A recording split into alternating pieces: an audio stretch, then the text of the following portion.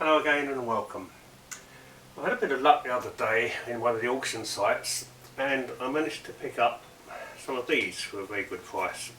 What they are, they're mild steel discs and they're 200mm diameter and 12mm thick. Or that's 8 inches by half an inch if you speak imperial. Now I have 45 of these, but they're so cheap I just had to buy the whole lot. Now I have to think of something to do with them. First thing I'm going to make is a duelling tree. Not having had any training in engineering, I use a system called intuitive engineering, which is the same as making it up as you go along. So there will be some mistakes along the way. There'll probably be a lot of scrap generated and a lot of foul language which I can probably edit out. But anyway, if nothing else, you can learn from my mistakes and hopefully won't make the same ones again. 12mm ordinary mild steel won't stand the impact of full bore rifle bullets, but the duelling tree I'm making is for cowboy action shooting and we'll be using pistol calibre rifles, usually with a muzzle energy of well below 1000 foot-pounds. And of course, because these discs swivel when they hit, they're don't have to absorb the full impact of the rifle round. Now they're going to need a support member fitted on there like that so they can swivel. Now the narrower you make the support the better. It lessens the chance of it getting hit by a stray bullet, but of course the narrower it is the thicker it needs to be as well to maintain the strength. Now as I'm not a first class welder by any means, as well as welding these pivots on, I'm going to dowel pin them to the disc using these 6mm dowel pins into the end of the pivot and the disc itself.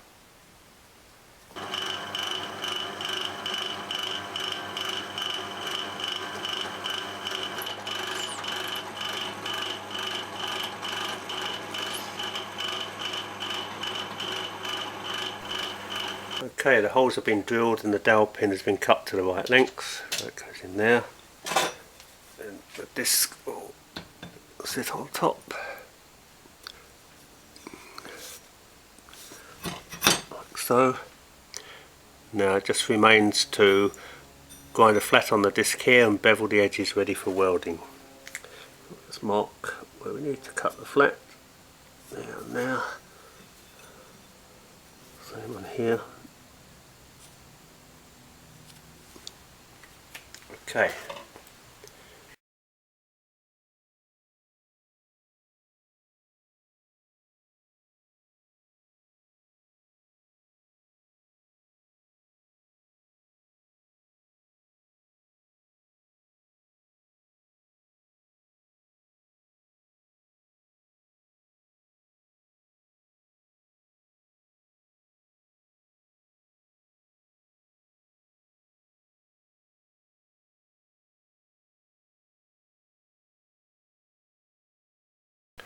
Okay, so here's the joint prepped and ready for a root pass.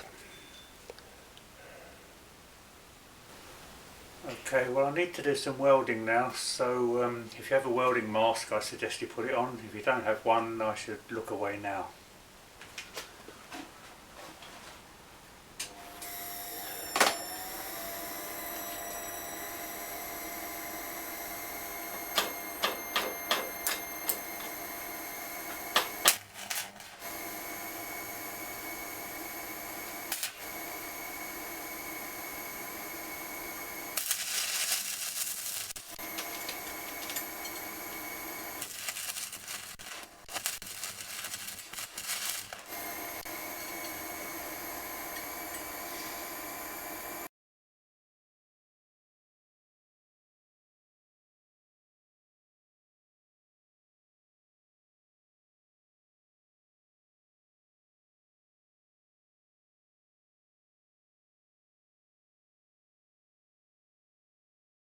Okay, well here's the first of the welded up disc with its pivot arm, 6mm hole in one end for suspension. So 5 more to go now. Started making the brackets that hold the pivot for the arm. They're a matched pair. They'll mount something like that, one above the other, to make sure that the pinholes are aligned precisely, I'll drill one first and then use a transfer punch to mark the hole in the other one. I need to be lined up in 2 dimensions like so. Transfer punch that fits properly.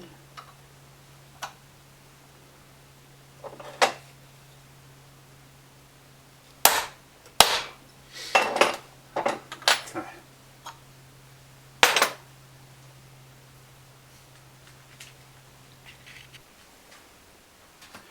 This is how I plan to mount the targets. These are 2 brackets, and I intend to weld them onto this piece of 50 by 50 by 5mm angle like so, one above the other. So I don't have a long enough piece to do all that, so I'm going to have to join 2 pieces together because I'm working with what I have and don't want to go and buy any new stock. Initially I'm only going to weld the first one up because I'm a little concerned that this arm here is too long. It's going to apply too much leverage to the pin. I might have to shorten that. One of the reasons I'm using angle is that this part is what will be facing the shooter, so any bullets which hit this, and there will be some accidental hits, is going to be deflected sideways and not back towards the shooter. So here's the first bracket welded on and the target fitted to it. So what happens when a bullet hits this side, swivels round, goes round, stops that side. Then your opponent has to hit it to bring it back. Now what makes them stay around that side when they're hit is the whole thing has to be angled slightly forward. So when hit, these discs have to travel uphill and then downhill, and they tend to stay where they are.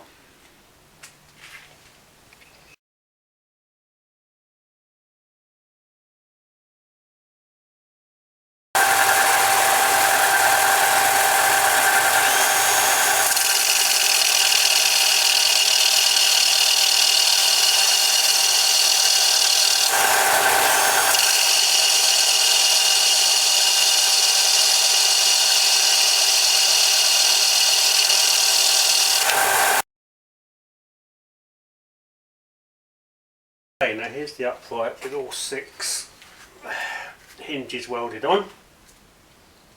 Now if you remember, I said that I didn't have a long enough piece of angle to make the whole thing in one piece. I ended up with 2 pieces and I need to join them together. Well, rather than welding them together, what I decided to do is to bolt them. So there are 2 reasons for this. One is that it makes it easier to transport if you only have a small vehicle, and also it reduces the weight of the thing when you're carting it around prior to putting it together. So all I've done is take a piece of 40mm angle and bolted the 2 halves of the bigger pieces of angle together using 8 10mm bolts. Next thing to do is to make the base for the upright. Now this will need to pivot in, be adjustable in some way so that I can lean the upright forward varying amount depending on the terrain and also the power of the bullets that are going to be used. And what I've found using what I have available is that 50mm angle will nicely fit inside 60 by 60mm box with the 4mm wall. It'll slide inside like so, so I can maintain the angle pointing towards the shooter. It's going to make it a little bit more difficult to pivot, but I'm sure we can overcome that, making it up as we go along. This is the first stage of making the pivot base. This is the part that holds the upright. I'm not using the actual upright because it's too tall to fit in on top of my base, but you get the general idea. The upright will just slot in like this. This screw tighten up from the back, hold it nice and securely, this being the front of course. This is the base plate with the hinge socket for the upright. Now I'm just working on some sort of adjusting mechanism for the angle of tilt.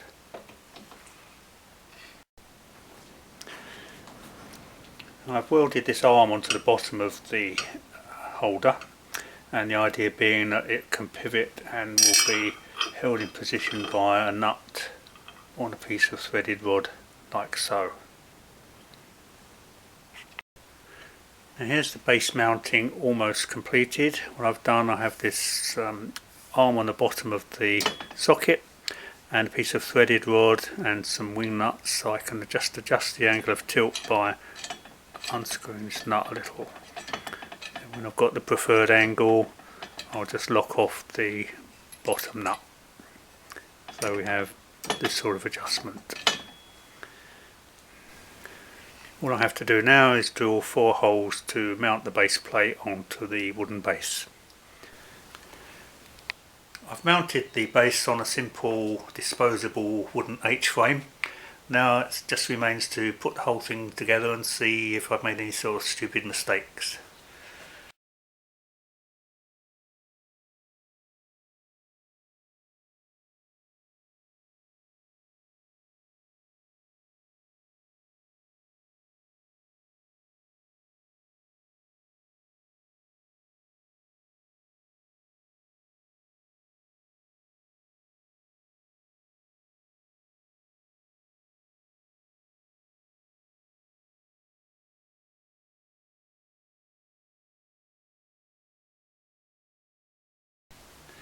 So there it is assembled, not looking too bad at the moment.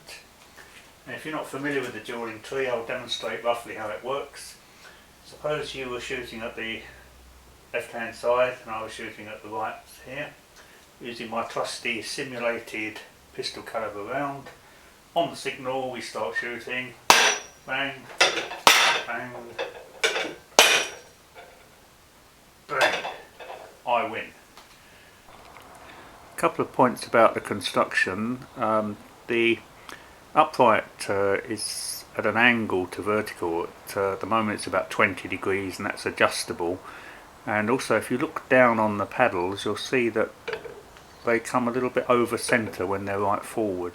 The idea being that together with the leaning forward upright and this over centre movement, when the paddles are hit and come round to one side, they don't go so fast that they hit the stop and then bounce back to a position where you can't shoot at them anymore.